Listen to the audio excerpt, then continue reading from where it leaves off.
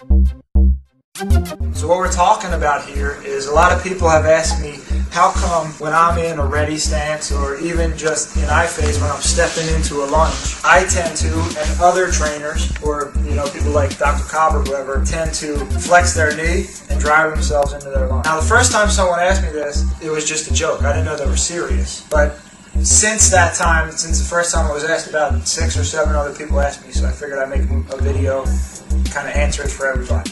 The reason I do it is because to me, it's what makes sense. Based on my athletic activities, based on the sports that I've played, the things that I do, it just makes sense for me to rip my knee off the ground. Now you notice as I rip my knee off the ground, so I'm going to go to my right and step into a lunge, I change my base of support from being two-legged to one-legged.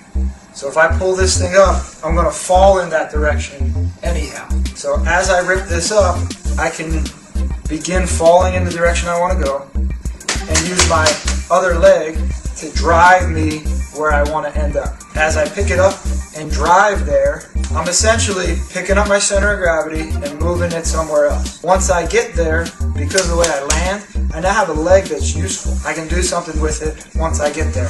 Maybe it's, pegboard from here. If I was to do something different, like just kind of step over there, notice how my center of gravity is going outside of my base of support. I'm essentially one-legged now, and I'm not very useful in this position. So if, for instance, I was stepping and then I realized I had to get back, I can get over there. If I just move into a lunge, someone can run right by me. So I want to have a leg that becomes useful once I get into my lunge.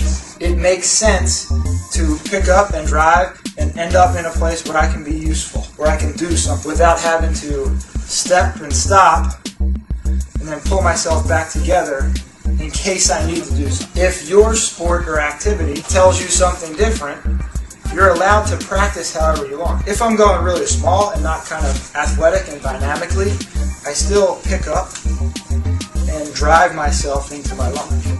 I'm still picking up and stepping myself there. I'm still pushing my center of gravity to my spot, because that's just the way I choose to practice based on my sports. Another thing that it gives me is when I rip this thing up off the ground, I still have time to choose. As I rip it up, I may know I'm about to move, but not know exactly what I'm going to do. So as I flex in my knee and rip my leg up, I can choose to step back, a posterior lunge, like a plyo step. I can choose to drive out into a lateral lunge, because maybe I need to plyometrically move back toward my middle. I can choose to drive myself forward. So it gives me an opportunity to continue surveying what's happening before I actually commit. I still have choices. Back, directly laterally, anterior 45, anterior, back again. So it gives me the ability to survey, begin to decide, get there and act. And when I'm there, again, like I said before, I'm able to be useful because I didn't slime myself somewhere. So it all goes kind of back to moving with intent. Exactly. Is I choose to do it because in my sports, my practice is always informed by the sports I play or the activities I do. So I'm intentionally putting myself somewhere where I can do work, and then I'm intentionally moving somewhere else. I'm not just moving to a position because it's in my movement template. Or we're just trying to do an S-phase drill. We're trying to do this for a sport. Right. It kind of goes back, I wrote an article a little while ago about having a framework for your practice to fit within. My framework is the sports that I play. So my framework for my practice is soccer, basketball, surfing, and just a little other athletic stuff that I practice.